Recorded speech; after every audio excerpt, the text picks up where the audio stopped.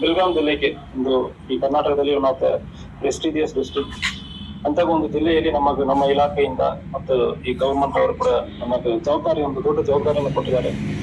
ಇದು ಒಂದು ದೊಡ್ಡ ಜವಾಬ್ದಾರಿ, ಬಿಗ್ಗೆಸ್ಟ್ ಡಿಸ್ಟ್ರಿಕ್ಟ್, ಬಹಳಷ್ಟು ಚಾಲೆಂಜಸ್ ಇರುತ್ತದೆ. ಸೊ ಫಸ್ಟ್ ಆಫ್ ಆಲ್ ನಾನು ಕರ್ನಾಟಕಕ್ಕೆ ಬರುವಾಗ 2018 ಅಲ್ಲಿ ಟ್ರೈನಿಂಗ್ ಅಲ್ಲಿ ಇರುವಾಗ ನಾನು ಫಸ್ಟ್ ಬೆಳಗಾಂಗೆ ಬಂದೆ. ಯೂನಿಫಾರ್ಮ್ ಹಾಕೊಂಡು ನಾವು ಕರ್ನಾಟಕ ಎಂಟ್ರಿ ಆಗಿರೋದು ಫಸ್ಟ್. ಟ್ರೈನಿಂಗ್ ಸಂದರ್ಭದಲ್ಲಿ ನಾವು ಬೆಳಗಾಂ ಅಲ್ಲಿ ಬಂದಿದ್ದೀವಿ. ಒಂದು 5 ದಿವಸ ಇದ್ದೆ. ಹೊಸ ಟೀಮ್ ಒಂದು ಎಲ್ಲರಿಗೂ ಒಂದು ಒಳ್ಳೆ ಕೆಲಸ ಮಾಡಬೇಕು.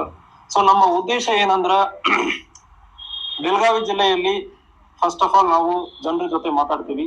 ಪ್ರತಿ ಲೋಕಲ್ ಸ್ಟೇಷನ್ಗಳಿಗೆ ಬಂದು ಭೇಟಿ ಕೊಟ್ಟು ಅಲ್ಲಿ ಒಂದು ಸ್ಟೇಷನ್ಗಳಲ್ಲಿ ಒಂದು ತಾಲೂಕಲ್ಲಿ ಪ್ರತ್ಯೇಕ ಸಮಸ್ಯೆಗಳು ಇರ್ತದೆ. ಫಸ್ಟ್ ಜನರ ಕಡೆಯಿಂದ ಅವ್ರಿಗೆ ಏನು ಸಮಸ್ಯೆಗಳಂದ್ರೆ ಫಸ್ಟ್ ತಿಳ್ಕೊಂಡು ಅದಕ್ಕೆ ತಕ್ಕಂಗೆ ನಾವು ಕ್ರಮ ಕೈಗೊಳ್ತೀವಿ. ನಮ್ಮ ಪ್ರಯಾರಿಟಿ ಅದಾದ ಮೇಲೆ ಸೆಟ್ ಮಾಡ್ತೀವಿ. ಸೆಕೆಂಡ್, ನಮ್ಮ ಉದ್ದೇಶ ಏನಂದ್ರ ಇಲ್ಲಿ ಒಂದು ಜಿಲ್ಲಾ ವರಿಷ್ಠಾಧಿಕಾರಿಯಾಗಿ ಯಾರೇ ಒಬ್ಬರು ಅವ್ರ ಬ್ಯಾಕ್ ಗ್ರೌಂಡ್ ಇತ್ತು ಇಲ್ಲ ರೆಫರೆನ್ಸ್ ಯಾವ್ದು ಬೇಕಾಗಲ್ಲ. ನಮ್ಮ ಆಫೀಸಕ್ಕೆ ಯಾರು ಬೇಕಾದ್ರೆ ಬರಬಾರ್ದು. ನಾನು ಇದಕ್ಕೆ ಹಿಂದೆ ನಾವು ಕೆಲಸ ಮಾಡೋ ಸಂದರ್ಭದಲ್ಲಿ ಕೂಡ ಯಾರು ರೆಫರೆನ್ಸ್ ಬೇಕಾಗಲ್ಲ. ಆಫೀಸರ್ ಪರಿಚಯದಾರ ಯಾರು ರೆಫರೆನ್ಸ್ ಇಲ್ಲದೆ ನಮ್ಮ ಆಫೀಸಿಗೆ ಸೀದಾ ಬರಬಾರ್ದು. ನಿಮಗೊಂದು ಅನ್ಯಾಯ ಆಗಿದೆ ಅಂದ್ರೆ ಈ ಸಂದರ್ಭದಲ್ಲಿ ನ್ಯಾಯ ಕೊಡಬೇಕಂದ್ರೆ ಒಂದು ಉದ್ದೇಶದಿಂದ ನಾನು ಕೆಲಸ ಮಾಡ್ತಾ ಇದ್ದೀನಿ. ನಮ್ಮ ಆಫೀಸರ್ಸ್ ಅನ್ನು ಕೂಡ ಅದೇ ರೀತಿಯಲ್ಲಿ ನಾವು ಕೆಲಸ ಮಾಡಿಸ್ತೀವಿ. ಜೊತೆಗೆ ಫ್ರೀ ರಿಜಿಸ್ಟ್ರೇಷನ್ ಆಫ್ FIR ಇದು ಗವರ್ಮೆಂಟ್ ಪ್ರಯಾರಿಟಿನೇ ಇರ್ತದೆ. ಇಲಾಖೆಯಲ್ಲಿ ಕೂಡ ಇದು ನಮ್ಮ DG ಅಂಡ್ IGP ಸಾಹೇಬರು ಕೂಡ ಇದು ಪ್ರಯಾರಿಟಿಯಲ್ಲಿ ಇದೆ. So free registration of FIR ಯಾವುದೇ ಒಂದು ಘಟನೆ ಆಗುತ್ತಂದ್ರೆ ಈ ರಾಜ್ಯ ಪಂಚಾಯತ್ ಅದಕ್ಕೆ ಅವಕಾಶ ಕೊಡಲ್ಲ. ಸೊ ಇದಕ್ಕೆ ಹಿಂದೆ ನಾನು ಟ್ರೈನಿಂಗ್ ಪೀರಿಯಡ್ ಮುಗಿದಾದ್ಮೇಲೆ ASP ಪೀರಿಯಡ್ ತಗೊಂಡು ಇದು ಬಾರಿ ನಾನು ಎಲ್ಲಿ ಎಲ್ಲ ಹೋಗಿದ್ದೀನೋ ಅಲ್ಲಿ minimum 20 to 30% of registration of FIR ಜಾಸ್ತಿ ಆಗಿದೆ. So that doesn't mean that crime ಜಾಸ್ತಿ ಆಗಿದೆ ಅಂದ್ರೆ ಇಲ್ಲ. ಸೊ ಯಾವುದೇ ಕಾರಣಕ್ಕೂ ಕೂಡ ನಾವು FIR ಮಾಡದೆ ಸ್ಟೇಷನ್ಗೆ ಕರ್ಕೊಂಡ್ ಬರೋದು, ಎದುರಿಸುವುದು, ರಾಜ್ಯ ಪಂಚಾಯತ್ ಮಾಡುವುದು ಯಾವುದೇ ಒಂದು ಆಗುತ್ತಂದ್ರೆ ಅದು ಕಾನೂನು ರೀತಿಯಲ್ಲಿ ಆಗಬೇಕು. ರೂಲ್ ಆಫ್ ಲಾ ಎಸ್ಟಾಬ್ಲಿಷ್ ಆಗಬೇಕಂದ್ರೆ ನಮ್ಮ ತಲೆಯಲ್ಲಿ ಇದೆ. ಯಾವುದೇ ಒಂದು ತಪ್ಪು ಮಾಡ್ತಾರಂದ್ರೆ ಪೊಲೀಸ್ ಇದ್ದಾರೆ ಅಂದ್ರೆ ಅವ್ರಿಗೆ ಭಯ ಇಲ್ಲ, ಕಾನೂನು ಇದೆ ಅಂದ್ರೆ ಅವ್ರಿಗೆ ಭಯ ಇರಬೇಕು. So I am dead against extra judicial things ಮತ್ತು ಟಾರ್ಚರ್ ಮಾಡೋದು ಅಂತ ವಿಚಾರಕ್ಕಿಂತ ರೂಲ್ ಆಫ್ ಲಾ ನಲ್ಲಿ ನಾವು ಕ್ರಮ ಕೈಗೊಳ್ತೀವಿ. ಇದಕ್ಕೆ ಹಿಂದೆ ನಾವು ಕೆಲಸ ಮಾಡಿರೋ ಸಂದರ್ಭದಲ್ಲಿ ಕೊಡಗು ಜಿಲ್ಲೆಯಲ್ಲಿ ಫಸ್ಟ್ ಡೆತ್ ಸೆಂಟೆನ್ಸ್ ಈ ತಿಂಗಳಲ್ಲಿ ಒಂದು ಸಿಕ್ಕಿದೆ.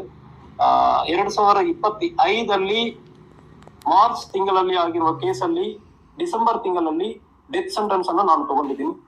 ಸೊ ನಮ್ಮ ಆಫೀಸರ್ಸ್ ಸೂಚನೆಗಳನ್ನು ಇನ್ವೆಸ್ಟಿಗೇಷನ್ ಅಲ್ಲಿ ಕಾನ್ಸಂಟ್ರೇಟ್ ಮಾಡಿ ಜನರಿಗೆ ಕಾನೂನು ರೀತಿಯಲ್ಲಿ ಅವ್ರಿಗೆ ಭಯ ಇರಬೇಕು. ಇಂತಹ ಒಂದು ಶಿಕ್ಷೆ ಇದೆ ಅಂದ್ರೆ ಅದು ಶಿಕ್ಷೆ ಆಗಬೇಕು. ಒಂದು ಘಟನೆ ಆದ್ಮೇಲೆ ಅದು ಶಿಕ್ಷೆ ಆಗಬೇಕು. ಇಲ್ಲಾಂದ್ರೆ ಕಾನೂನಿಗೆ ಬೆಲೆ ಇರಲ್ಲ, ಪೊಲೀಸರಿಗೆ ಬೆಲೆ ಇರಲ್ಲ. So rule of law will be established. ಇದು ನಮ್ಮ ಉದ್ದೇಶ ಇರ್ತದೆ. ಈಗ ಬೆಳಗಾವಿ ದೊಡ್ಡ district, Karnataka, Maharashtra, Goa 3 States connectivity ಬರ್ತಾರೆ. ಬಾರ್ಡರ್ 3 ಸ್ಟೇಟ್ ಬಾರ್ಡರ್ ಕನೆಕ್ಟಿವಿಟಿ ಆಗ್ತದೆ. 15 ತಾಲೂಕು ಅದಾವೆ. ಒಂದು ಬೆಳಗಾವಿ ತಾಲೂಕು ಉಳಿದ 14 ತಾಲೂಕೆಲ್ಲ ನಿಮ್ಮ ಹಂತದಲ್ಲೇ ಬರ್ತಾರೆ. ಹೀಗಾಗಿ ಬಿಗ್ ಡಿಸ್ಟ್ರಿಕ್ಟ್ ಬಿಗ್ ಚಾಲೆಂಜ್. ಯಾವ ರೀತಿ ಏನಾದ್ರೂ ತಿಳ್ಕೊಂಡಿದ್ದೀರಾ ಅಂತ? ಸೊ ಸೂಪರ್ಫಿಷಿಯಲಿ ನಮಗೆ ಗೊತ್ತಿರ್ತದೆ.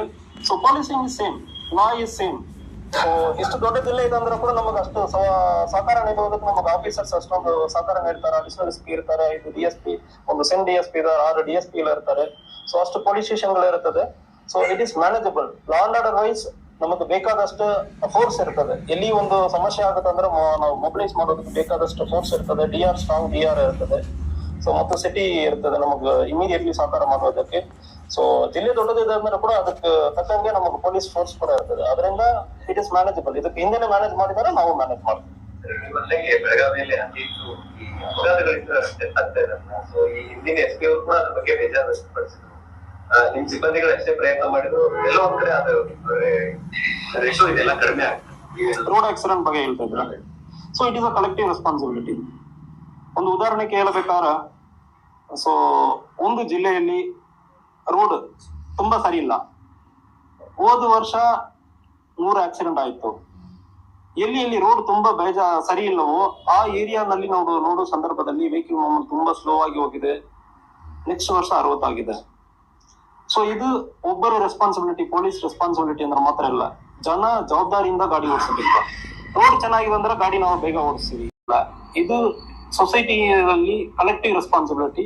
ವಿ ವಿಲ್ ಇನ್ಸಿಸ್ಟ್, ನಾವು ಮಾತ್ರ ಕೆಲಸ ಮಾಡೋದು ಮಾತ್ರ ಇಲ್ಲ, ಉಳಿದ ಇಲಾಖೆಗಳು, national highway, state highway, PWD department ಮತ್ತು ಪಂಚಾಯತ್ ರಾಜ್ ಅಲ್ಲಿ, ಈವನ್ ಇಂಟೀರಿಯರ್ ಏರಿಯಾನಲ್ಲಿ ಕೂಡ ರೋಡ್ ಚೆನ್ನಾಗಿದೆ ಅಂದ್ರೆ ನಮ್ಮವ್ರ ಗಾಡಿ ಬೇಗ ಓಡಿಸ್ತಾರೆ.